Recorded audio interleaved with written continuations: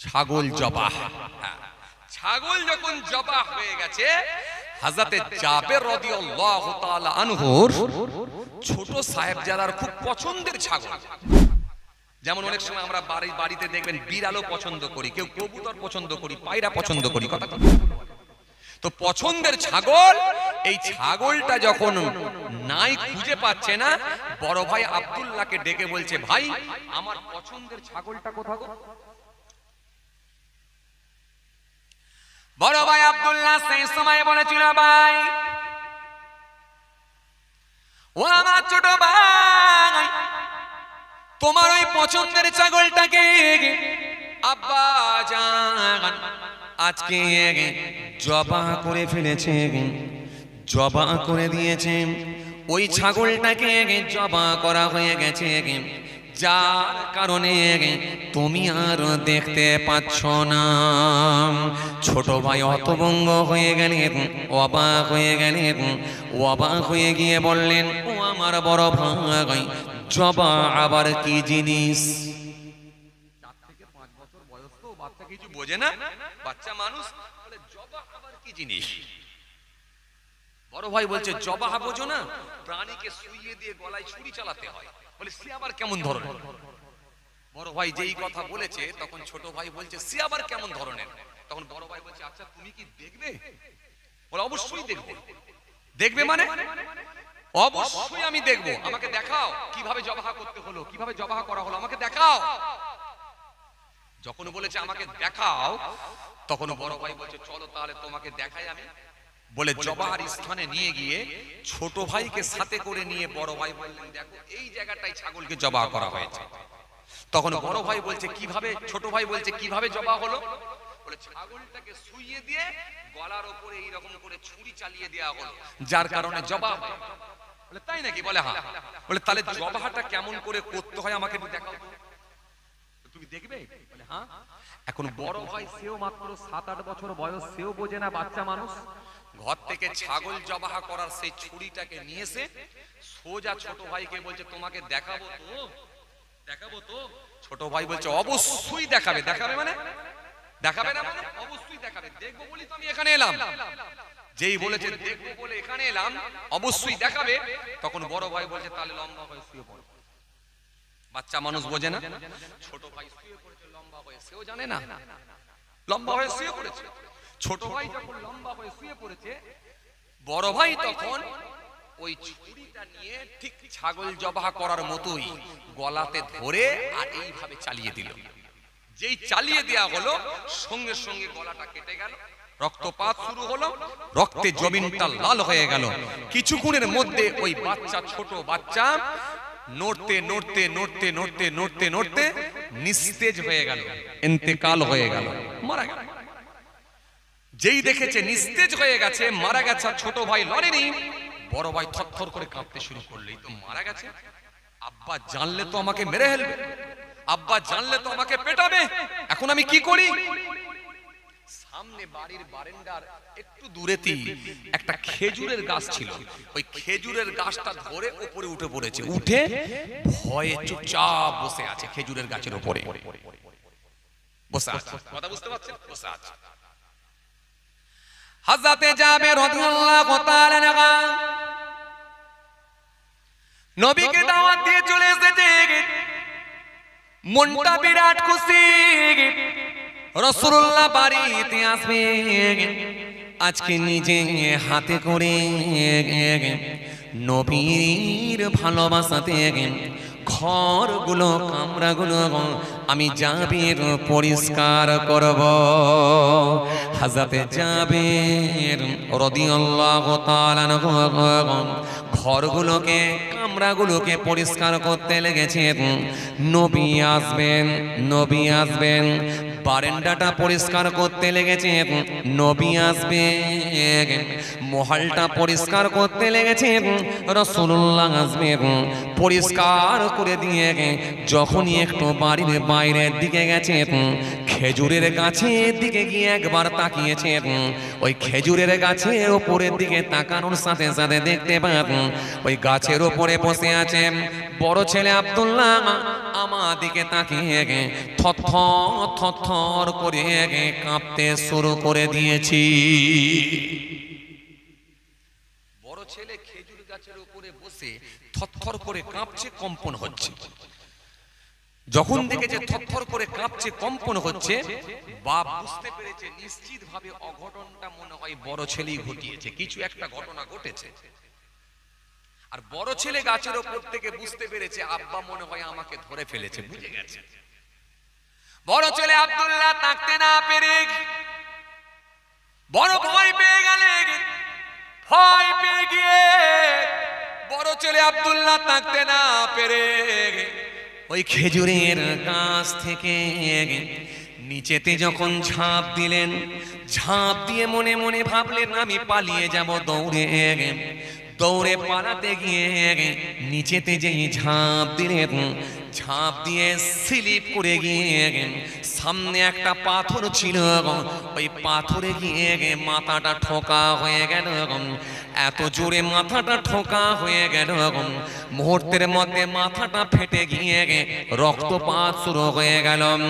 বড় ছেলে আব্দুল্লাহ ওই পাথরের গায়ে পড়ে গিয়ে থরথর করে, ওই বড় ছেলে আব্দুল্লাহ পাথরের গায়ে পড়ে গিয়ে কাঁপতে কাঁপতে ওই বড় ছেলে ইন্তেকাল হয়ে গেল, মারা গেল। একই দিনে কয়েক ঘন্টার ভেতরে দুটা লাশ বাড়িতে হয়ে গেল। হযরতে জাবের রাদিয়াল্লাহু তাআলা ঝরঝর করে কাঁদতে লাগলেন। বড় ছেলে আমার কি এমন ভাবে মৃত্যু হয়ে গেল চোখের সামনে। হযরতে জাবের ঝরঝর করে কাঁদতে লেগেছেন। হযরতে জাবেরের স্ত্রী খবর পেয়ে গেলেন। হযরতে জাবেরের স্ত্রী তিনি ওই স্পটে গিয়ে দেখলেন আমার বড় ছেলে ইন্তেকাল হয়ে গেছে। হযরতে জাবেরের স্ত্রী তিনিও ঝরঝর করে কাঁদতে লেগেছেন। এত কান্না কাঁদেন, এত কান্না কাঁদেন, দুটো চোখ দিয়ে পানি ঝরে যায়। হযরতে জাবের বুঝালেন বিবি কেঁদো না, কেঁদো না, কেঁদো না বিবি, কারণ এই দুঃসংবাদ যদি রাসূলুল্লাহ দরবারে গিয়ে পৌঁছে যায়, নবী প্রোগ্রামটা ক্যান্সেল করে দেবেন আর আসবেন না। নিশ্চিত ভাবে আমরা এরকম সুযোগ হাত ছাড়া করে ফেলব। ও বিবি কেঁদো না বিবি, সবর করো বিবি, সবর করো বিবি। বিবিকে বারে বারে সান্ত্বনা দিলে বিবি কান্না বন্ধ হয় না, দুটো চোখ দিয়ে পানি ঝরে যায়। হযরতে জাবের বারে বারে বুঝিয়ে বললেন বিবি কেঁদো না, সবর করো, হয়তো আমার আল্লাহ আমাদেরকে পরীক্ষা নিচ্ছি। এই কথা বলে বিবিকে সান্ত্বনা দিয়ে হযরতে জাবের থাকতে না পেরে বাড়ি থেকে একটা মোটা কম্বল নিয়ে এসে ওই কম্বলের উপরে বড় ছেলেকে শুইয়ে দিয়ে পেঁচিয়ে পেঁচিয়ে একটা মোটা কম্বল নিয়ে এসে ওই কম্বলের উপরে বড় ছেলেকে শুইয়ে দিয়ে পেঁচিয়ে পেঁচিয়ে গোল করে বাচ্চাটাকে তুলে নিয়ে গিয়ে ওই বাড়ির একটা সাইডে নিয়ে গিয়ে শুইয়ে দিলি।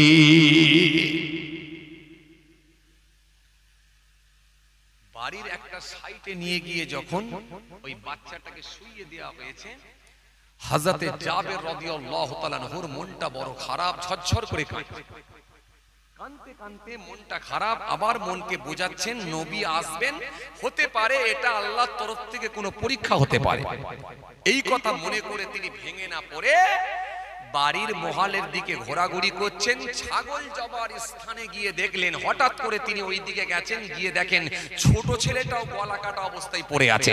হযরতে জাবের রাদিয়াল্লাহু তাআলা আনহু চিৎকার মেরে আবার কাঁদতে শুরু করেছেন। যেই কাঁদতে শুরু করেছেন, নিজের স্ত্রী আহলিয়ার কাছে খবরটা পৌঁছে গেল। তিনি এসে আবার কাঁদতে শুরু করলেন। একই দিনে দুটো লাশ, বড় ছেলে ইন্তেকাল করেছে, ছোট ছেলে ইন্তেকাল। বিবি ঝরঝর করে কাঁদছে। মার সহ্য করতে পারে না, সহ্য করার কথাও না। বুকের ভেতরে একেবারে বুকের ভেতরে এমন কাঁপুনি শুরু হয়ে গেছে, এত কম্পন হচ্ছে, একই দিনে কয়েক ঘন্টার ভেতরে দুটো লাশ ঝরঝর করে কাঁদছে। বিবি আর সহ্য করতে পারছেন না, ঝরঝর করে কাঁদছেন। হযরতে জাবের বোঝাতে চাইলেন, বিবি কেঁদো না বিবি, সবর করো, এটা নিশ্চিত ভাবে আল্লাহ আমাদেরকে পরীক্ষা নিচ্ছেন, 100% আল্লাহ আমাদেরকে পরীক্ষা নিচ্ছেন। তাহলে নবী আসবেন বাড়িতে, আমার বাড়িতে এরকম বড় বিপদ কেন হবে? নিশ্চয়ই আমার আল্লাহ আমাদেরকে পরীক্ষা নিচ্ছেন, আর এই পরীক্ষায় আমাদেরকে উত্তীর্ণ হতেই হবে। হযরতে জাবের বাড়ি থেকে আরেকটা মোটা বিছানা কম্বল নিয়ে এলেন, নিয়ে এসে ছোট ছেলেকে জাগিয়ে নিয়ে ওই বিছানার উপরে শুইয়ে দিয়ে পেঁচিয়ে পেঁচিয়ে গোল করে নিয়ে তুলে নিয়ে গিয়ে বড় ছেলে যেখানে শুইয়ে রেখেছিলেন পাশেতে গিয়ে শুইয়ে দিলেন। এখনো দাফন হয়নি, কাফন হয়নি, এখনো দাফন হয়নি, এখনো কবর দেওয়া হয়নি। নবী আসছেন, আগে নবীর মেহমানদারিটা হয়ে যাক, তারপরে তার অন্য কাজ হবে। আল্লাহু আকবার। নবীকে কি ভালোবাসা দিয়েছেন একবার ভাবেন, একবার ভাবেন। তখনও পর্যন্ত নবীকে জানাচ্ছেন না যে বাড়িতে এরকম দুটো মৃত্যু একসঙ্গে, তখনও পর্যন্ত জানাচ্ছেন। আল্লাহু আকবার, কি ভালোবাসা নবীর প্রতি, একবার ভাবেন। হে তরুণিয়া নওজোয়ান বাকেরা, হে আমার মুরব্বিয়ানেরা, বাবা সূরা কিতাবের মধ্যে পাওয়া যায় আল্লাহ নবীর সাহাবী হযরতে জাবের রাদিয়াল্লাহু তাআলা আনহু চোখ দিয়ে পানি ঝরে যায়, আর বারে বারে তিনি সবর করতে লেগেছেন। বিবি রান্না করছেন, চোখ দিয়ে পানি ঝরে যায়, বারে বারে সবর করতে লেগেছেন।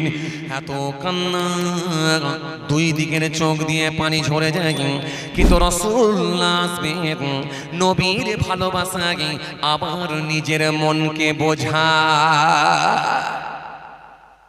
নবীর ভালোবাসায় মনকে আবার সান্ত্বনা দেন, বোঝান। নবী আসছেন, সব থেকে দামি মানুষকে আমরা পাবো, দামি নবীকে আমরা ঘরে পাবো। নবীকে বাড়িতে পাওয়া মানে আমরা ভাগ্যবান, সব কষ্ট ভুলে যাব নবীকে যখন আমরা বাড়িতে পেয়ে যাব। কি ভালোবাসা, কি রাসূলুল্লাহর প্রতি আন্তরিকতা, মহব্বত। নবী আসবেন বাড়িতে, রান্না হয়ে গেল, নির্দিষ্ট সময়ে নির্দিষ্ট টাইমে আল্লাহ নবী উটের পিঠে চেপে হযরতে জাবেরের বাড়ির দরজার সামনে এসে পৌঁছে গেলেন। দরজার সামনে যখন এসে পৌঁছে গেলেন, উটটা গিয়ে বসে পড়ল। হযরতে জাবেরের কাছে খবর গেল, হযরতে জাবের রাদিয়াল্লাহু তাআলা আনহু বাড়ির বাইরে ছুটে ছুটে আসছেন, নবী আসছেন, নবীকে রিসিভ করব, ওয়েলকাম জানাবো, রাসূলুল্লাহ আমার বাড়িতে আসছেন। নবী বাড়িতে আসবেন, ওয়েলকাম জানাবো। হযরতে জাবের দরজার বাইরে চলে গেছেন, উটটা এসে বসে গেছেন। আল্লাহ নবীর কাছাকাছি জাবের পৌঁছে গেছেন, এখনো নবীর কাছে পৌঁছাতে পারেননি, কিছুটা দূরে নবী আছে। হঠাৎ করে দেখা যায় হযরতে জিবরাইল ফেরেশতা এসে হাজির হয়ে গেল। জিবরাইল এসে বলতে লেগেছেন, আসসালামু আলাইকুম ইয়া রাসূলুল্লাহ ওয়া ইয়া হাবিবাল্লাহ, হুজুর ও আল্লাহ নবী, আল্লাহ পাক আপনাকে সালাম দিয়েছেন হুজুর, আর আল্লাহ পাক আপনাকে জানিয়ে দিয়েছেন আজকে আপনি জাবেরের বাড়িতে খানা খাবেন ঠিকই, কিন্তু জাবেরের সন্তানদেরকে সাথে করে নিয়ে খানা খাবে। জোরে বলতে পারেন না? খুশি মনে হয় না? জাবেরের সন্তানদেরকে সাথে করে নিয়ে খানা খাবেন। তখনও নবীকে জানানো হচ্ছে না যে জাবেরের দুই সন্তান মারা গেছে, মৃত্যুবরণ করেছে, এই কথা নবীকে জানানো হচ্ছে না, বরং বলা হচ্ছে রাসূল জাবেরের বাড়িতে খানা খাবেন, কিন্তু সন্তানদেরকে সাথে করে নিয়ে খানা খেতে বলেছে আল্লাহ। একটু মহব্বতে হয় না? সুবহানাল্লাহ। হযরতে জাবেরের সন্তানদেরকে নিয়ে খানা খাবেন, এই কথা বলে দিয়ে হযরতে জিবরাইল ফেরেশতা অদৃশ্য হয়ে গেলেন, গায়েব হয়ে গেলেন। কোথায় চলে গেলেন? আল্লাহর নবী হযরতে জাবেরের সামনে দেখতে পেলেন। হযরতে জাবের আমার রাসূলুল্লাহকে ভালোবেসে মুসাফা করলেন, সালাম দিয়ে দিলেন। সালাম দিয়ে মুসাফা করে রাসূলুল্লাহকে সাথে করে নিয়ে হযরতে জাবের নিজের বাড়িতে নিয়ে গিয়ে সুন্দর বিছানায় বসালেন। বিছানায় বসিয়ে দিয়ে পানির ব্যবস্থা করে দিলেন।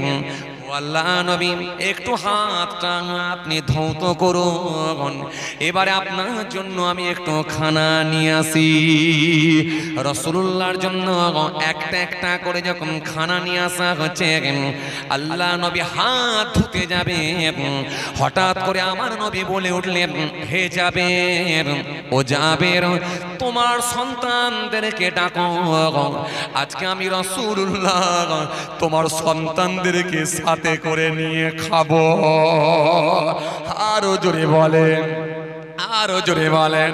হযরতে জাবের কাঁদতে লাগলেন, ইয়া রাসূলুল্লাহ, ইয়া হাবিবাল্লাহ, বাজার আমার সন্তানদেরকে নিয়ে খাবেন, আমার সন্তানদার নাই। ঝরঝর করে কাঁদছেন, দুটো চোখ দিয়ে পানি বার হয়ে যায়। হযরতে জাবেরের স্ত্রী গিয়ে কামরার ভেতরে আছেন, তিনি আর সহ্য করতে না পেরে মুখটা ঢেকে দিয়ে, কাপড় দিয়ে ঢেকে দিয়ে এত কান্না কাঁদছেন। ও আল্লাহ নবী, আমার আর সন্তানরা বেঁচে নাই। আমার ছোট সন্তান গলা কাটা অবস্থায় মৃত্যুবরণ করেছে, আর আমার বড় সন্তান পাথরে ধাক্কা মেরে মাথা ফেটে গিয়ে মৃত্যুবরণ করেছে। আমার দুইটা সন্তান আজকে ইন্তেকাল হয়ে গেছে। আল্লাহ নাই বলেন, জাবের সবর করো, তোমার স্ত্রীকেও সবর করতে বলো। হে জাবের, বলো বলো বলো, তোমার সন্তানগুলো কোথায় আমাকে দেখাবে, চলো। হযরতে জাবের রাসূলুল্লাহকে সাথে করে নিয়ে সে মরা সন্তানগুলোকে দেখাতে নিয়ে গেলেন, মৃত সন্তানগুলোকে দেখাতে নিয়ে গেলেন।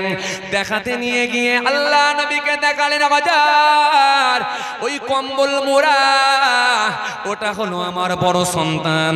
হুজুর, এটা কম্বল মোড়া, এটা হলো আমার ছোট সন্তান। আমার বড় সন্তান বাজার পাথরে ধাক্কা মেরে হুজুর মাথাটা ফেটে মৃত্যুবরণ করেছে। আমার ছোট সন্তানের গলাটা কেটে দেওয়া হয়েছে, গলা কাটা অবস্থায় মৃত্যুবরণ করেছে। ওদের দুজনকে আমি কম্বল মুড়ে দিয়ে, ওদের কম্বল মুড়ে শুইয়ে দিয়েছি। ও আল্লাহ নবী আর বেঁচে নাই। আল্লাহ নবী সেই সময় বললেন, জাবের গো, কেঁদো না, কেঁদো না, কেঁদো না। আল্লাহর নির্দেশ হয়ে গেছে, তোমার সন্তানদেরকে সাথে করে নিয়ে খাবার। ও জাবের, চিন্তা করো না, একটু আমাকে সময় দাও। আল্লাহ নবী তাকতে না পেরে নিজের আঙুলে ইশারা করলেন, ওই মরা সন্তানগুলোর দিকে, মৃত সন্তানগুলোর দিকে ইশারা করলেন। অঙ্গুলি ইশারা দিয়ে বললেন, জাবেরের সন্তানেরা, ও জাবেরের ছেলেরা, ও জাবেরের সন্তানেরা, আল্লাহর হুকুমে জিন্দা হও। বলার সঙ্গে সঙ্গে ওই দুইটা সন্তান, বড় সন্তান উঠে দাঁড়িয়ে গেল, ছোট সন্তান উঠে দাঁড়িয়ে গেল। গলার কাটা নাই, মাথার ফাটা নাই। দুই সন্তান উঠে গিয়ে আল্লাহ নবীকে সালাম দিয়ে বললেন, ও আল্লাহ নবী, আমাদেরকে কি বলছেন এবারে বলুন। হুজুর, আমাদেরকে কি বলছেন এবারে বলুন। দুই সন্তান জিন্দা হয়ে গেল, এটা রাসূলুল্লাহর জন্য মুজিজা, নবীর জন্য স্পেশাল ক্ষমতা। আমি আপনাকে প্রথমে কি বলছিলাম, যে নবীর জন্য সম্পূর্ণ আলাদা ব্যাপার। মনে আছে আপনাদের? রাসূলুল্লাহর সঙ্গে অন্য নবীর সঙ্গেও তো তফাৎ, নবীর সঙ্গে আমার নবীর অনেক তফাৎ। অন্য নবীর সঙ্গে আপনি মেলাতে পারবেন না। জি, আল্লাহ নবী দুই সন্তানকে সাথে করে নিয়ে জাবেরের বাড়িতে বসে বসে খানা খেতে শুরু করে দিলেন। জোরে বলতে পারেন না? একটু মহব্বতে হয় না? এটা নবীর জন্য স্পেশাল। এই নবীর তুলনা হয় না। নবীর যত শুনবেন আপনার মন চেঞ্জ হয়ে যাবে, নবীর প্রতি ভালোবাসা, আন্তরিকতা আরো বেড়ে যাবে। চলুন এবারে একটা কথা বলি। আচ্ছা, বড় সন্তান তিনিও নাবালক বাচ্চা শিশু মানুষ ছিলেন, তাই ছোট সন্তানের গলায় ছুরি চালিয়ে দিয়েছিলেন। তো বড় সন্তান যদি জানতেন যে ছোট সন্তানের গায়ে, ছোট ভাইয়ের গলায় যদি ছুরি চালিয়ে দেয় ওরা মরে যাবে বা মৃত্যুবরণ করবে, তাহলে কি আর বড় সন্তানটা গলায় ছুরি চালাতো? আরে কথা বলেন, এখানে চালাতো না। আর ছোট সন্তান যদি জানতো আমার গলায় ছুরি চালিয়ে দিলে আমি মৃত্যুবরণ করব, মারা যাব, সে কি আর লম্বা হয়ে শুয়ে পড়তো? আরে কথা বলেন, পড়তো না। আচ্ছা, এবারে আপনারা বলেন, এই যে ছুরি চালিয়ে হত্যা, এই হত্যা আজকে পৃথিবীর জমিনে, বাংলার জমিনে, ভারতবর্ষের জমিনে আজকে বর্তমানে বেশি হচ্ছে না কম হচ্ছে? বাবা, কথা বলেননি কেন আপনারা? বেশি হচ্ছে না কম হচ্ছে? আচ্ছা, যারা একে অপরকে যে জবাহ করে দিচ্ছে বা হত্যা করে দিচ্ছে, এগুলো কি নাবালক শিশু দ্বারা হচ্ছে নাকি না সব মোটামুটি জাননেওয়ালা ব্যক্তি সবই বোঝে জেনে বুঝি হচ্ছে? জেনে বুঝে হচ্ছে তো নাকি? তার মানে শিশু মানুষের কাজ নয়, যারা করছে সব জেনে বুঝি হচ্ছে। তার মানে হত্যা আজকের দিনে তুলনামূলক ভাবে অনেক বেশি, কথা বলে না, বেশি বেড়েছে, হচ্ছে। এই কয়দিন আগের ঘটনা আপনাদের জানা আছে, ভাইরাল খবর, ক্যানিং এর জমিনে দেওর তার ভাবির মুন্ডু কেটে নিয়েছে। এই ঘটনা আপনাদের অনেকেরই জানা আছে। দেওর তার ভাবির মুন্ডু কেটে নিয়ে মাথার চুলের মুঠি ধরে হাতে করে নিয়ে যে থানায় আত্মসমর্পণ করেছিলেন। তিনি বলেছিলেন আমি মুন্ডু কেটেছি। তার মানে বিশাল একটা ব্যাপার, বিরাট একটা পালোয়ান না হলে হয়? থানায় গিয়ে আত্মসমর্পণ করছে, অনেকে ভয়ে পালিয়ে যায়, আবার থানায় গিয়ে আত্মসমর্পণ করে দেখাচ্ছে আমি পালোয়ানের দ্বারাই সবই সম্ভব। কথা বলে না, কথা বলছেন না কেন? হ্যাঁ না, কিছু বলেন না রে বাবা। যে এই ভারতবর্ষের জমিনে, বাংলার জমিনে একটা নয়, প্রতিনিয়ত মানুষ হত্যা চলছে, কথা ঠিক কিনা বলবো বলে?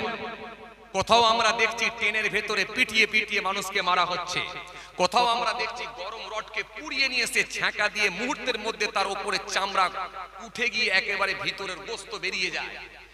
মুসলমান ভালো করে শোনেন, কোথাও আমরা দেখছি সাপকে লাঠি পেটা যেমন করা হয়, তার থেকে ভয়ঙ্কর ভাবে মানুষের উপরে প্রহার করে মানুষের মৃত্যু দেওয়া হচ্ছে। আরে কথা বলছেন না কেন? কোথাও আমরা দেখছি বড় তরোয়াল নিয়ে এসে মানুষের উপরে মারতে মারতে মারতে মারতে মুহূর্তের মধ্যে একটা মানুষকে মেরে দেওয়া হচ্ছে। খালি মানুষ মানুষ মানুষ, খালি ধর্মটা আলাদা, এটাই সমস্যা। ভাবতে অবাক লাগে আজকে কোথায় আমরা বসবাস করছি, কোন ভারতে বসবাস করছি। আইরে হাই, আমি চিন্তা করে দেখলাম এই রকম ভাবে তো আগে হতো না। এই 10 বছর 7 বছরে এত বেশি মার্ডার হচ্ছে কেন? তখন বুঝতে পারলাম একটা হলো ইহকাল আর একটা হলো পরকাল। কথা বলে না, হ্যাঁ না, কিছু বলেন না রে বাবা। একটা হলো ইহকাল আর একটা হলো পরকাল। এই ইহকালে যদি কোনো ব্যক্তির ভেতর থেকে দুনিয়ার ভয়ভীতি পালিয়ে যায়, তার মানে দুনিয়ার জেল, জরিমানা, আদালত, ফাঁসি, এই কি বলে হত্যা, এগুলো যদি দুনিয়ার আদালত, জেল, জরিমানা যদি ভেতর থেকে যদি ভয়ভীতি পালিয়ে যায়, তার দ্বারাই অন্যায় কাজ করা সম্ভব। আর একটা ব্যক্তি যদি কবরে আখিরাতের ভয়ভীতি যদি ভেতর থেকে পালিয়ে যায়, তার দ্বারাও তো মনে রাখবেন এরকম অন্যায় কাজ করা সম্ভব। চিন্তা করে দেখলাম যারা এই রকম অন্যায় কাজগুলো করছে তারা পরকালকে বিশ্বাস করে না। পরকালকে যখন বিশ্বাস করে না, তার মানে ওই দিকে তো যাচ্ছেই না। এবারে ইহকাল, এই ইহকালে এই যে পৃথিবীর জমিনে জেল, জরিমানা, ফাঁসি যদি তাদের ভেতর থেকে যদি ভয়ভীতিটা পালিয়ে যায়, তার মানে মার্ডার করাটা তাদের কাছে কোনো ব্যাপারই নয়। কারণ যখন কোনো মানুষ মার্ডার করার প্রস্তুতি নেয়, সে জানে আমি একটা দলের সঙ্গে যুক্ত আছি, আমার দলের কর্মীরা যারা আছে বা আমার দলের সহকর্মী যারা আছে বা আমার দলের যারা নেতৃত্ব আছে, নিশ্চিতভাবে আমি মার্ডার করলেও, জেল হলেও কিন্তু আমাকে অল্প দিনের ভেতর দিয়ে, অল্প দিনের মধ্যে আমার জামিন করিয়ে দেবে এবং গলাতে আমার মালা দিয়ে বরণ করিয়ে নিয়ে আসবে। আরে কথা বলছেন না কেন? হ্যাঁ না, কিছু বলেন না। যখন সে জেনে যাবে যে জামিন আমার নিশ্চিত, তখন জানবেন তার অন্যায় কাজের দিকে ধাবিত হওয়াটাও তার দ্বারাই কোনো সমস্যা নাই। তো সুতরাং ভাইরা আমার, বন্ধুরা আমার, খেয়াল করেন, এই জন্য আজকের দিনে এই বড় বড় অন্যায় কাজের সঙ্গে যুক্ত হয় মানুষ, তাদের পেছনে একটা দল থাকে বলে, সাপোর্ট আছে বলে তারা মনে করে আমাদের দ্বারাই অন্যায় হলেও কিন্তু আমার দলের যারা কর্মী আছেন বা দলের যারা নেতৃত্ব আছেন তারা আমাদেরকে জামিন করিয়ে দেবে, যার কারণে ভেতর থেকে ভয় ভীতিটা পালিয়ে গেছে। ও মুসলমান ভালো করে শোনেন, এই ইহকালে যদি আমরা ন্যায় বিচার নাও পাই কিন্তু পরকালে আল্লাহর দরবারে বিচার পেতেই হবে। কথা ঠিক কিনা ভুল বলেন? কেন? আমার আল্লাহ বলেন আহকামুল হাকিমিন, উত্তম বিচারক। উত্তম বিচারক, উত্তম বিচারক কেমন? খুব ভালো করে শোনেন। কোন মানুষ যদি একটা মার্ডার করে, খুব ভালো করে শুনবেন, কোন মানুষ যদি একটা মার্ডার করে, ওই ব্যক্তিটাকে যখন দোষী সাব্যস্ত করে তাকে তুলে নিয়ে গিয়ে যদি অ্যারেস্ট করা হয়, জজ সাহেব যদি নিরপেক্ষভাবে বিচার করে, এখন এই মার্ডার করার জন্য এই মার্ডার কেসের আসামি যে, তার কি বিচার হতে পারে? হ্যাঁ, সাপোজ ধরুন না, যদি ন্যায় বিচার পায় তো কি বিচার পেতে পারে? হ্যাঁ, ভাই বলছে, ইউটিউবার ভাই বলছে যাবজ্জীবন জেল হতে পারে। আচ্ছা আপনারা বলেন কি হতে পারে? ফাঁসিও হতে পারে। ওই ভাই একটা ভালো বলেছে, ফাঁসিও হতে পারে, যাবজ্জীবন জেলও হতে পারে। ঠিক। আচ্ছা এইবারে বলে, তাহলে একটা মার্ডার করার জন্য যদি ফাঁসি হয়ে যায়, কোন ব্যক্তি যদি মনে করেন 10টা মার্ডার করেছে, এখন 10টা মার্ডার করার পরে সে গ্রেফতার হয়েছে, জজ সাহেব এখন ফাঁসির রায় দিয়েছে, কটা ব্যক্তিকে ফাঁসি দেবে? একটু কথাবার্তা বলেন, আপনারা এত ঝিমিয়ে গেলেন কেন? একটু কথা বলেন। কটাকে ফাঁসি দেবেন? একটাকে। আচ্ছা মেরেছে কটা? মেরেছে 10টা। আর ফাঁসি হচ্ছে কটা? আচ্ছা ঠিক বলছে? চাচা কি বলে? আচ্ছা চাচা কি বলে একবার দেখি। চাচা ঠিক বলছে? বলছে ওরা যা বলছে আমি তাই শুনছি, মানে নিজে থেকে আলাদাভাবে কোনো মন্তব্য করতে চান না আপনি। আমি আর কি করব, বয়স্ক মানুষ, ওরা যা বলছে তাই শুনছি। তবে আপনাদের কথা শুনে হেসে ফেলেছে, তার মানে চাচাও বুঝতে পারছে যে একটা লোক 10টা মেরে একটা মরবে কেন, তার মানে বিচারটা ঠিক হচ্ছে না। চাচা চাচা হাসছে, কথা বুঝছেন? চাচা হাসছে। আচ্ছা এইবারে বলেন তো, একটা লোক 10টা মেরে যদি বিচার হয়, একটা ফাঁসি হয়, তাহলে বাকি রইল কটা? কি বিপদে পড়েছি আল্লাহ। একটা লোকের চোখে কিন্তু ঘুম নাই, কিন্তু একটা লোকের মুখে কথাও নাই। আপনারা যেখানে যান ঘুমান না, কথাও বলেন না, দুটো একসঙ্গে করে নেন নাকি? কথা বলেন না, একটু হ্যাঁ কিছু বলেন না রে বাবা। যে একটা লোক যদি 10টা মার্ডার করে যদি আসামি ধরা পড়ে, তাকে যদি ফাঁসিতে ঝোলানো হয়, তাহলে একটা লোক যদি মরে, বাকি রইল কটা?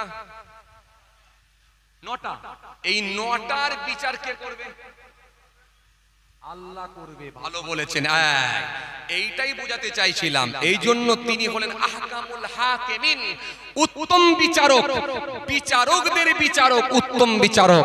কারণ আমার আল্লাহ কিয়ামতের ময়দানে যখন বিচার করবেন, ওই লোকটাকে একবার মার্ডার করবেন, ফের জিন্দা করবেন, আবার একবার মার্ডার করবেন, ফের জিন্দা করবেন, আবার একবার মার্ডার করবেন, ফের জিন্দা করবেন, আবার একবার মার্ডার করবেন, ফের জিন্দা করবেন, 10 বার করে কমপ্লিট করবেন।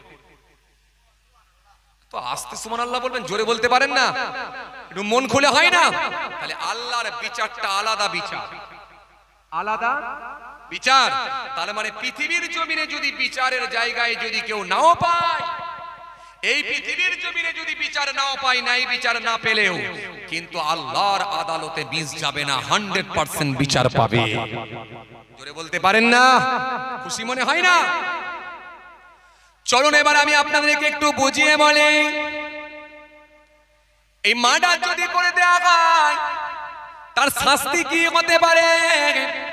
কোরআন শরীফের মধ্যে আল্লাহ সুন্দর করে বললেন, ومن يقتل مؤمنا متعمدا فجزاؤه جهنم خالدا فيها وغضب الله عليه ولعنه وأعد له عذابا عظيما।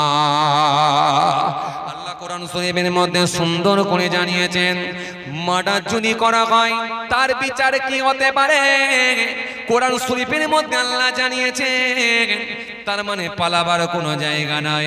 আমাদের সমাজে কিছু মানুষ আছে দেখবেন সামান্য সম্পত্তির জন্য নিজের ভাইকে পর্যন্ত মার্ডার করে দেয়। আমাদের সমাজে এমন স্বামী আছে দেখবেন পরকীয়ায় লিপ্ত হওয়ার কারণেতে পর পুরুষ দিয়ে নিজের স্ত্রীকে পর্যন্ত খুন করে দেয়। 10 বছরের সংসার ভেঙে চুরমার হয়ে যায়। আমাদের সমাজে এমনও বিবি আছে, আমাদের সমাজে এমন স্ত্রী আছে পরকীয়ায় লিপ্ত হওয়ার কারণেতে পর পুরুষ দিয়ে কিংবা বয়ফ্রেন্ড দিয়ে নিজের স্বামীকে পর্যন্ত খুন করিয়ে দেয়। 10 বছরের সংসার এক মুহূর্তে ভেঙে দেয়। কেউ খুন হয়ে কবরে যায় আর কেউ খুন করে জেলে যায়। ও মুসলমান ভালো করে শুনে রেখে নেন। এই জন্য সুন্দর করে আল্লাহ কোরআনের মধ্যে বললেন ওয়া ইয়াকুতুল মুমিনান মুতাআম্মিদান ফাজাজাউ জাহান্নাম খালিদান ফিহা গাদিবাল্লাহু আলাইহি ওয়া লা'নাহু ওয়া আ'আদ্দা লাহু আযাবান আযীমা। আল্লাহ কোরআন শরীফের মধ্যে বললেন ওয়া মাইয়া কতল, যে ব্যক্তি কতল করে দেয় মুমিনান কোন মোমেনকে যদি কতল করে দেয়া হয়, আমি আল্লাহ বলি মুতাআম্মিদান, সেটা যদি ইচ্ছাকৃতভাবে হয়, ইচ্ছাকৃতভাবে যদি কোনো মোমেনকে কতল করে দেয়া হয়, ইচ্ছাকৃতভাবে যদি কোনো মোমেনকে হত্যা করে দেয়া হয়, আমি আল্লাহ বলছি ফাজাজাউ জাহান্নাম খালিদান ফিহা ফাজাজাউ জাহান্নাম, তার ঠিকানা হবে জাহান্নাম। ঠিকানা কোথায়? জোরে বলেন ঠিকানা কোথায়? জাহান্নাম। এখন আপনারা বলবেন হুজুর এটাও তো আমরা জানতাম, কতল করে দিলে হত্যা করলে জাহান্নামে যাবে না, আবার যেতে হবে। কিন্তু হুজুর আপনাদের মুখে শুনেছি সামান্য পরিমাণ ঈমান নিয়ে যদি মৃত্যু হয় একদিন না একদিন নাজাত পাবে। এই ওয়াজ শুনেছেন না শোনেন? আরে কথা বলছেন না কেন? শুনেছেন না শোনেননি? শোনেন না? সামান্য পরিমাণ যদি ঈমান নিয়ে মৃত্যুবরণ করে একদিন না একদিন নাজাত পাবে। চাচা শুনেছেন? আয় চাচা শুনেছেন। তার মানে এই ওয়াজ হয়েছে, এই ওয়াজ হয়েছে। তার মানে এখন যদি কেউ মার্ডার করতে যায় সে যদি এই নিয়ত করে নেয় যে সামান্য পরিমাণ ঈমান নিয়ে যদি মৃত্যুবরণ করি তার মানে নাজাত তো আবার পাচ্ছি। কথা বলে না, কথা বলে হ্যাঁ। এখন যদি মাথায় ঢুকে যায় যে আবার ফের বেরিয়ে আসবো জাহান্নাম থেকে, তাহলে ওকে রুকা যাবে? ওকে রুকা যাবে? আর রুকা যাবে? রুকা যাবে না। কেন? পৃথিবীর জমিনে যেমন যদি কেউ জেনে যায় যে আমার জেল হলেও কিন্তু আমার দলের মানুষেরা আমাকে বের করে নিয়ে আসবে, জামিন আমার হবে, আমার যে দলের সঙ্গে আমি যুক্ত আছি ওই নেতৃত্বরা আমাকে বের করে আনবে, ওকে যেমন রোকা যাবে না, অনুরূপ ভাবে যদি মাথায় ঢুকে যায় আবার জান্নাত হবে, জাহান্নাম থেকে বেরিয়ে আসবো, ওকে রোকা যাবে না। কিন্তু মাঠটা কেমন হবে, বিচারটা কেমন হবে? অনেকটা ধারা সিস্টেম। ধারা বোঝেন আপনারা? ধারা বোঝেন? যেমন দেখবেন 255 নম্বর ধারা, যেমন ধরবেন 388 নম্বর ধারা, যেমন দেখবেন 415 নম্বর ধারা। তার মানে একটা পকেট মার যদি পকেট মারি করে তার বিচার আলাদা হয়, আর একটা লোক যদি মার্ডার করে তার বিচার আলাদা হয়। একটা লোক যদি নারী নির্যাতন করে তার বিচার আলাদা হয়। আর একটা লোক যদি লোকের বাড়ি ভেঙে দেয় তার বিচার আলাদা হয়। তার মানে ধারা যেমন বিচারও ঠিক তেমন, শাস্তিও ঠিক তেমন। এখন প্রথমত আপনাকে বুঝতে হবে, আপনি যখন মার্ডার করে বেরিয়ে ফেললেন, আপনি যখন মার্ডার করার জন্য প্রস্তুতি নিয়েছেন, আপনি কিভাবে বুঝলেন যে ঈমানের সঙ্গে মৃত্যু হলে ফের নাজাত পাবো? ঈমানের সঙ্গে যে মরবো এটা বুঝলেন আপনি কি করে? কথা বলেন। ঈমানের সঙ্গে তো মৃত্যু নাও হতে পারে। আরে কথা বলছেন না কেন? মৃত্যু তো নাও হতে পারে, তাহলে আপনি বুঝলেন কি করে যে ঈমানের সঙ্গে হবে? চলুন এই জন্য আল্লাহ ক্লিয়ার করলেন, সোনা বান্দা, মৃত্যুটা যে আমি আল্লাহ দেব এটা তো বড় যন্ত্রণাদায়ক, আর আযাবটা আমি আল্লাহ যেটা রেখেছি সেটা নিয়ে একটু ক্লিয়ার করছি। ধারাটা কেমন শোনো, আমি আল্লাহ বলছি ফাজাজাউ জাহান্নাম, তার ঠিকানা হবে জাহান্নাম। আমি আল্লাহ বলি খালিদান ফিহা, সেখানে সে চিরকাল থাকবে, তার মানে আর কোনোদিন বেরিয়ে আসবে না, তার মানে আর কোনোদিন বেরোনোর কোনো সুযোগ নাই। এই জন্য আল্লাহ বলে বান্দা শোনো, এর শাস্তিটা কেমন হবে শোনো। তারপরের লাইনটা আমি আল্লাহ কি বললাম, খালিদান ফিহা গাদিবাল্লাহু আলাইহি ওয়া লা'নাহু ওয়া আ'আদ্দা লাহু আযাবান আযীমা। আল্লাহ কোরআনের মধ্যে সুন্দর করে বললেন এর আযাবটা কেমন আমি আল্লাহ দেব। গাদিবাল্লাহ,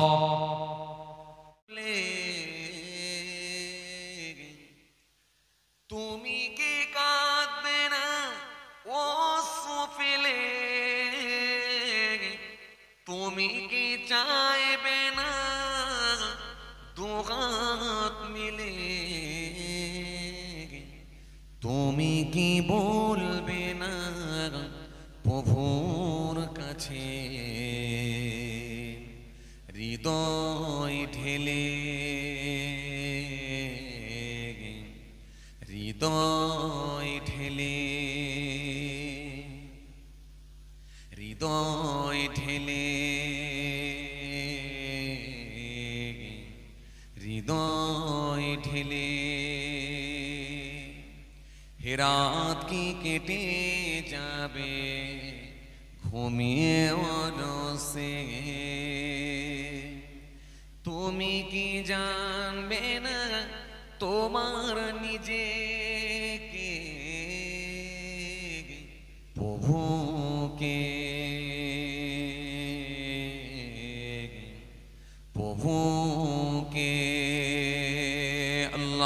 আল্লাহুম্মা সাল্লি আলা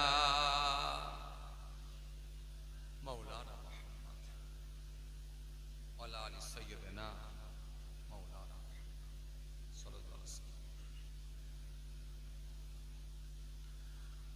وقال الله تعالى في كلامه المجيد والفرقان الحميد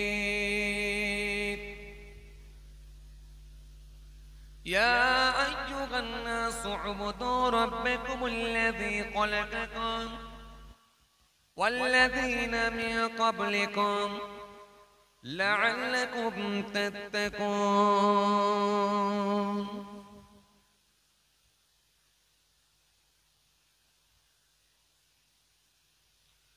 وقال النبي صلى الله عليه وسلم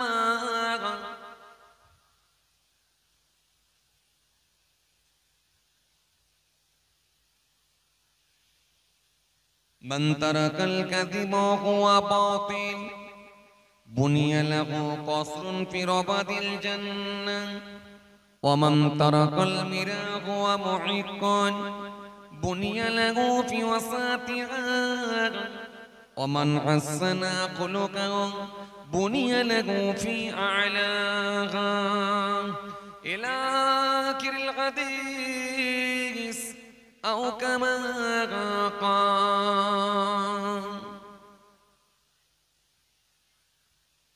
प्यारे हाज़िराने मजलिस, সদ্যীয় দিনদার ইমানদার পরেজগার মুত্তাকি বয়োজ্যেষ্ঠ আল্লাহওয়ালা প্রবীণ মানুষেরা, আজকের মাহফিলে বসে থাকা দিন দরদি ইসলাম দরদি আল্লাহওয়ালা বাবাজিরা, আমার পিতৃতুল্য বাপেরা, আজকের মাহফিলে বসে থাকা আমার জওয়ান যুবক সাথী মহব্বতের ভাইরা, আমাদের ঘরের সন্তানেরা, আমার ছোট ছোট ভাই বোনেরা, দূর দূরান্তে বাড়িতে বসে থাকা পর্দার আড়ালে অন্তরালে আমার মা বোন বেটিরা, আজকের মাহফিলে বসে থাকা দিন দরদি, ইসলাম দরদি আগত মেহমানগণেরা, জ্ঞানী গুণী মানুষ, শিক্ষিত মানুষ, বুদ্ধিজীবী মানুষ, সোশ্যাল মানুষ, কাজের মানুষেরা, বিভিন্ন রকম কর্মের সঙ্গে সম্পৃক্ত আজকের মাহফিলে আগত একাধিক মিডিয়া ভাইয়েরা,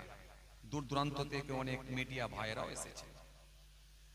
সবাইকে আমি আমার অন্তঃস্থল থেকে অনেক অনেক সালাম, শুভেচ্ছা, ভালোবাসা জানিয়ে খুব অল্প সময় সংক্ষিপ্ত কিছু বয়ান করে দোয়া হয়ে যাবে।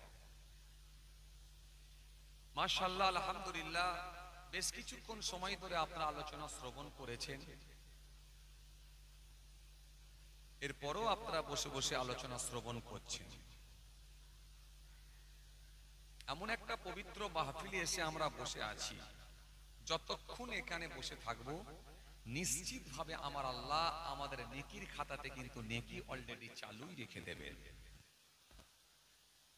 মন খুলে সুবহানাল্লাহ হয় না, এমন যেন না হয়ে যায় যে আমাকে ঠিলে ঠিলে সুবহানাল্লাহ যেন বলাতে না হয়। সুবহানাল্লাহ মন খুলে বলবেন, আন্তরিকতার সহিত বলবেন, অন্তর থেকে বলবেন, 100% এতেও আপনি নেকি পাবেন। এটা এমন একটা জায়গা, যতবার সুবহানাল্লাহ বলবেন, আলহামদুলিল্লাহ বলবেন, দরুদ শরীফ পড়বেন, আল্লাহু আকবার বলবেন, লা ইলাহা ইল্লাল্লাহ, আল্লাহর নামে তাসবিহগুলো পড়বেন, নিশ্চিতভাবে আমার আল্লাহ আপনার নেকির খাতায় 10টা করে নেকি আল্লাহ দিয়ে থাকবেন। এটা একটা নেকি তোলা, নেকি কামানোর জায়গা। আমরা এমনও মানুষ আছি সারা দিনে হয়তো একবারও সুবহানাল্লাহ বলা হয়নি, কাজে কামের চাপে পড়ে, ব্যস্ততার কারণেতে, বিভিন্ন রকম কর্মের সঙ্গে আমরা যেহেতু যুক্ত থাকি, তাই সারা দিনে হয়তো একবার সুবহানাল্লাহ, একবার আলহামদুলিল্লাহ, একবার দরুদ শরীফ, একবার আল্লাহু আকবার এটা হয়তো বলার সৌভাগ্য হয়নি। কিন্তু এমন একটা পবিত্র মাহফিলে এসে বসেছি, আমরা যতক্ষণ এখানে বসে থাকবো অন্তত 2-4 বার, 10 বার, 5 বার আমরা এগুলো বলার সুযোগ পাই। সুতরাং এই জায়গায় এসে বলার সুযোগ পাওয়ার পরেও যদি আমরা বঞ্চিত যদি হয়ে যায়, তাহলে নিশ্চিতভাবে আমরা ব্যর্থ। এই জন্য একটু মন খুলে পড়বেন সুবহানাল্লাহ, লস নাই। এখানে যতক্ষণ আপনি বসে আছেন ভাববেন না যে আমার মেহনতটা বেকার হয়ে গেল, আমার লস হয়ে যাচ্ছে, আমার রাত হয়ে যাচ্ছে, আমি বাড়িতে গিয়ে শুলে মনে সম্পূর্ণ পরকালের নেকির আশায়, সওয়াবের আশায়। তার মানে আপনারা লসে রান করছেন না, এখানেও আপনাদের ইনকাম চলছে। এই ইনকামটা যদিও ইহকালের ইনকাম না হলো, কিন্তু পরকালের ইনকাম। আমরা বেঁচে আছি, ইহকালের ইনকাম আমরা খুব করার চেষ্টা করি, কিন্তু পরকালের ইনকামও করা দরকার আছে।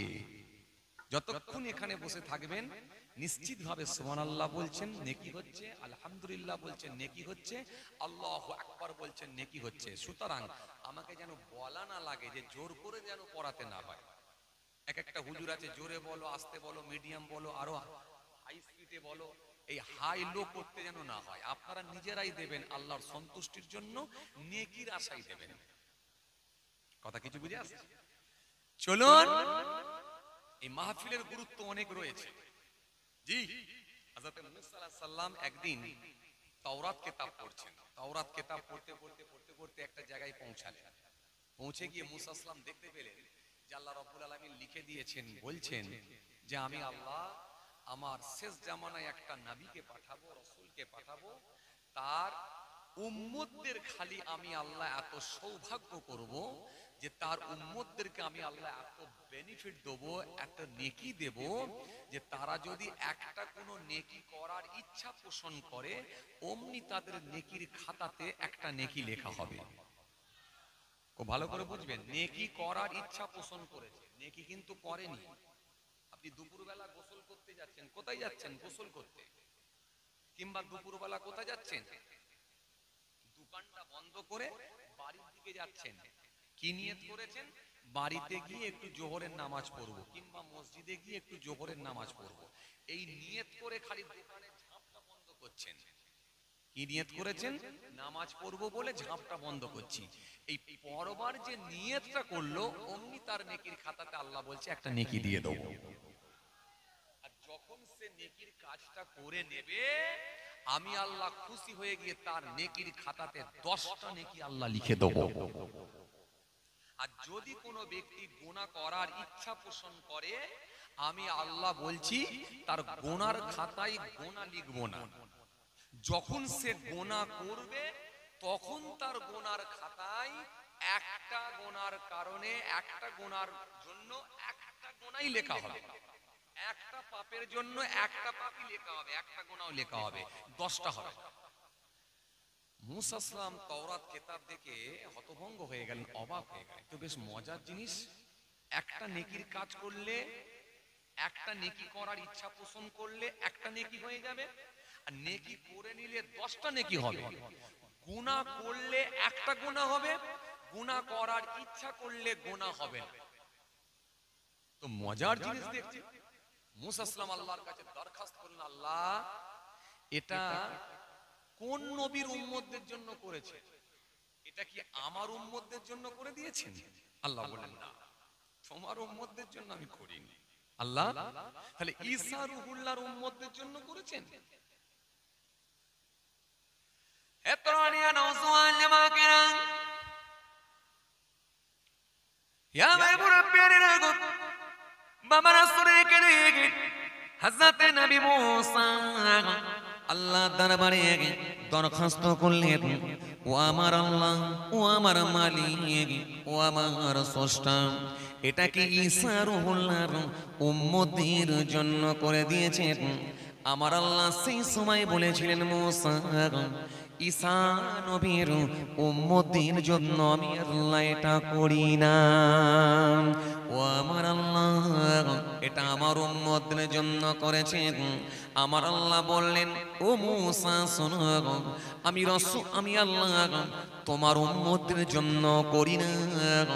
তাহলে কোন নবীর উম্মতের জন্য করলেন?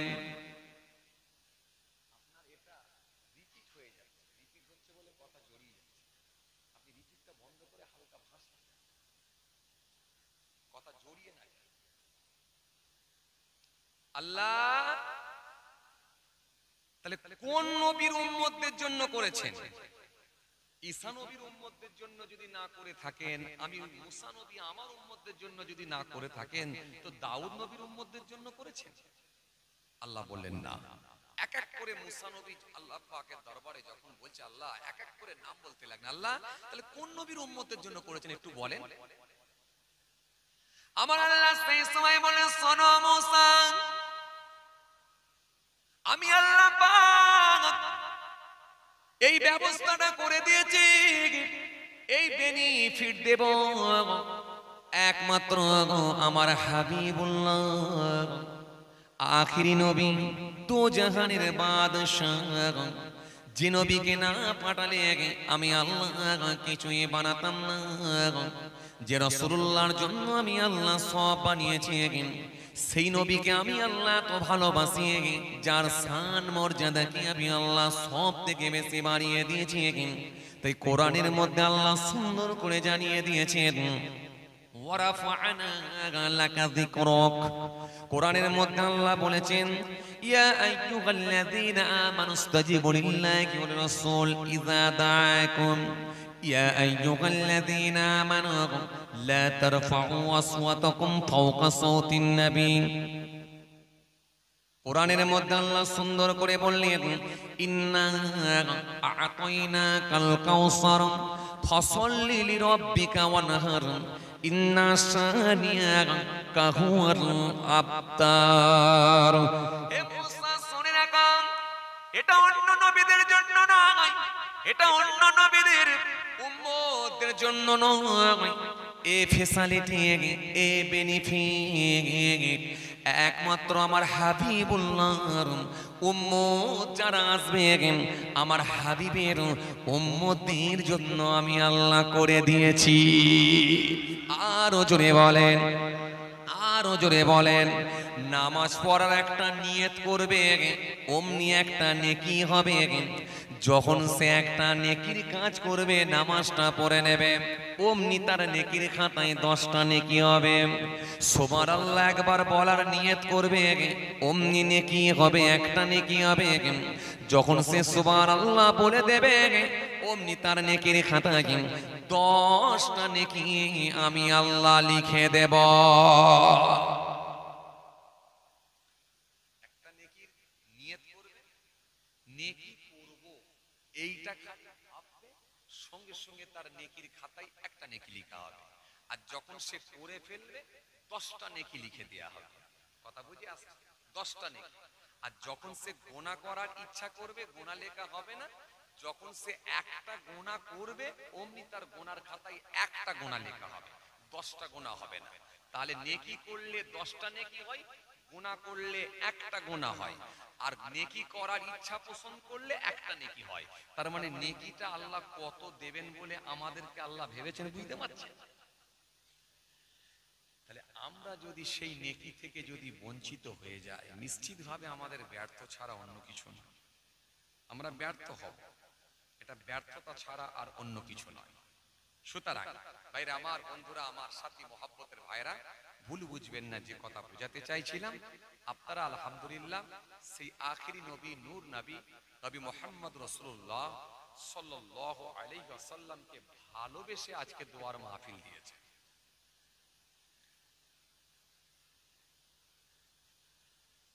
নবী সাল্লাল্লাহু আলাইহি ওয়াসাল্লামকে ভালোবেসে আজকের দোয়ার মাহফিল দিয়েছেন। আজকের এই মাহফিল রাসূলুল্লাহর ভালোবাসায় এই দোয়ার মাহফিল। কথা ঠিক কি না? আল্লাহর সন্তুষ্টির জন্য তার হাবিবুল্লাহকে ভালোবেসে এমন একটা মাস আমরা পছন্দ করেছি, বেছে নিয়েছি, যেটা হলো রবিউল আউয়াল মাস। রবিউল আউয়াল মাস আরবি মাসের তৃতীয় মাস, সেটা হলো রবিউল আউয়াল মাস। এই রবিউল আউয়াল মাসের গুরুত্ব অনেক বেশি। বাংলায় যেমন একটা মাস আছে প্রথম মাস, বাংলায় মোট 12টা মাস আছে, ইংরেজিতে তেমন 12টা মাস আছে, অনুরূপ ভাবে আরবিতেও কিন্তু 12টা মাস আছে। বাংলা মাসের প্রথম মাসের নাম কি ভাই? বৈশাখ মাস। বাংলা মাসের প্রথম মাস যদি বৈশাখ মাস হয়, তো ইংরেজি মাসের প্রথম মাসের নাম কি? জানুয়ারি। ইংরেজি মাসের প্রথম মাস যদি জানুয়ারি হয়, আরবি মাসের প্রথম মাসের নাম কি চাচা? চাচা, আরবি মাসের প্রথম মাস, চাচা, আরবি মাসের দ্বিতীয় মাসের নাম? হ্যাঁ, সফর মাস। খুব ভালো বলেছেন, মাশাআল্লাহ। আর আরবি মাসের তৃতীয় মাস? এই তো, বাহ, চাচা তো গুনে গুনে বলে দিচ্ছে, মাশাআল্লাহ। রবিউল আউয়াল মাস, খুব ভালো বলেছেন, আলহামদুলিল্লাহ। তার মানে এখন আমাদের সামনে তাহলে কোন মাস চলছে? রবিউল আউয়াল মাস। রবিউল আউয়াল মাসের একটা গুরুত্ব রয়েছে, এর তাৎপর্য রয়েছে।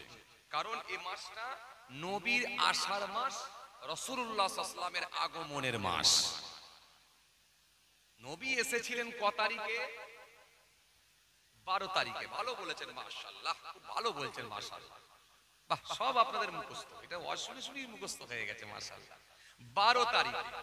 যদিও এটা নিয়ে ইখতিলাফ রয়েছে, মতবিরোধ রয়েছে। কেউ বলেছেন 12 তারিখ, কেউ বলেছেন না 9 তারিখ। 9 তারিখ আর 12 তারিখ নিয়ে ইখতিলাফ, মতবিরোধ। তবে বেশিরভাগ ফাকিহগণের মতে বা বেশিরভাগ মুহাদ্দিসিন কেরামগণের মতে 12 তারিখের গুরুত্বটা বাড়ানো হয়েছে। তার মানে 12 তারিখের গুরুত্বটা বাড়িয়ে দেওয়া হয়েছে। এই জন্য 12 রবিউল আউয়াল কি আমরা ধরে চলি। 12 রবিউল আউয়াল এসেছিলেন আমার রাসূলুল্লাহ সাল্লাল্লাহু আলাইহি ওয়াসাল্লাম। ক তারিখে এসেছিলেন? 12 তারিখে। কোন সময় এসেছিলেন? কোন সময় এসেছিলেন? সুবহে সাদেকের সময়, অর্থাৎ রাতের শেষ সময়, একেবারে শেষ লগ্নে, আর দিনের সূচনা শুরু।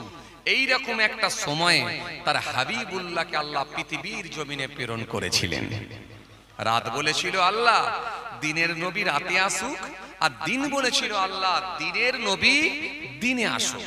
আল্লাহ উভয়ের কথাকে মঞ্জুর করে একেবারে রাতের শেষ লগ্নে আর দিনের সূচনা শুরু, এই রকম একটা সময় শুবে সাদেকের সময় তার হাবিবুল্লাহকে আল্লাহ পৃথিবীর জমিনে প্রেরণ করেছিল।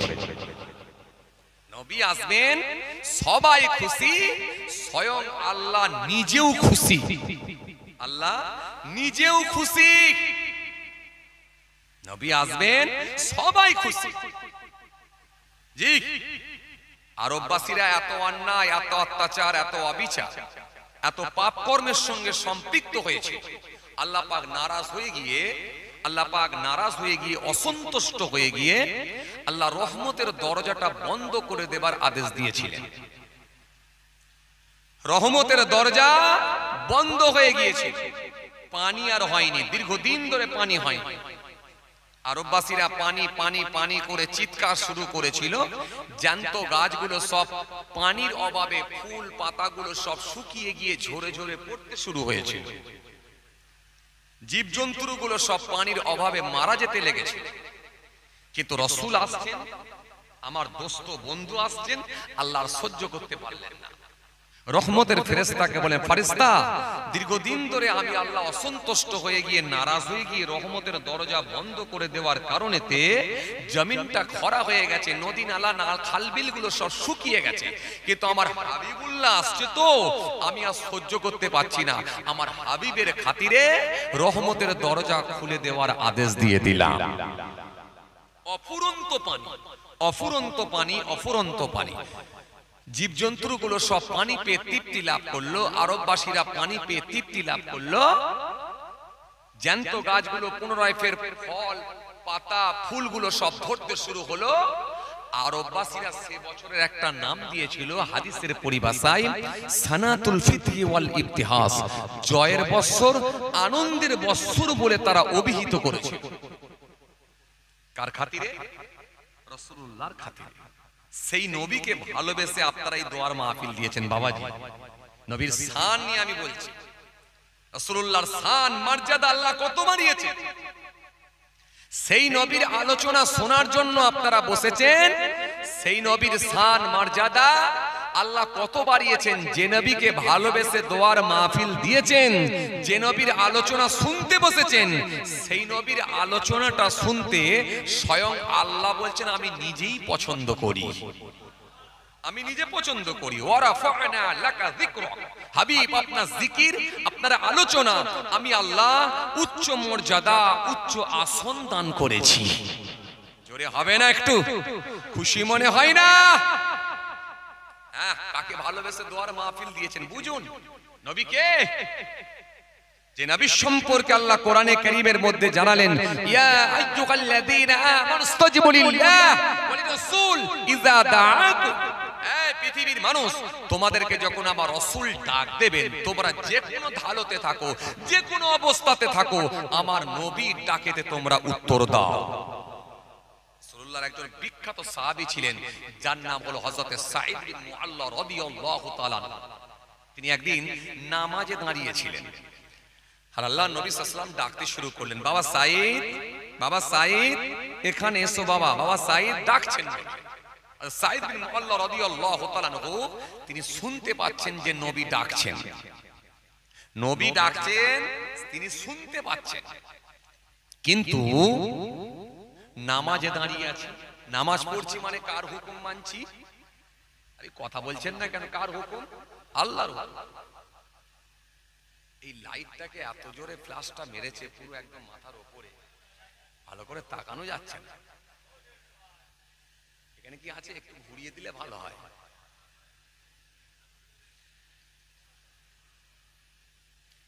ভাইরা আমার, বন্ধুরা আমার, সাথী মহব্বতের ভাইরা, খেয়াল করেন যে কথা বোঝাতে চাইছিলাম।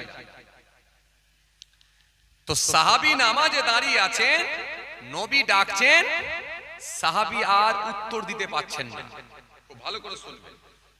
সাহাবী মনে মনে ভাবলেন, নবীর ডাকের উত্তর দেওয়াটা আমার জরুরি ছিল, কিন্তু হুকুম মানছি কার? নামাজ পড়ছি মানে কার হুকুম মানছি? আল্লাহ। এখন নামাজ পড়ছি মানে আল্লাহর হুকুম মানছি। নবীর হুকুম, নবীর ডাক, নবীর ডাকের উত্তর দেওয়াটা আমার জন্য জরুরি ছিল, কিন্তু যেহেতু আমি আল্লাহর হুকুম মানছি, নামাজে দাঁড়িয়ে আছি, তার মানে আর উত্তর দেওয়া যায় না।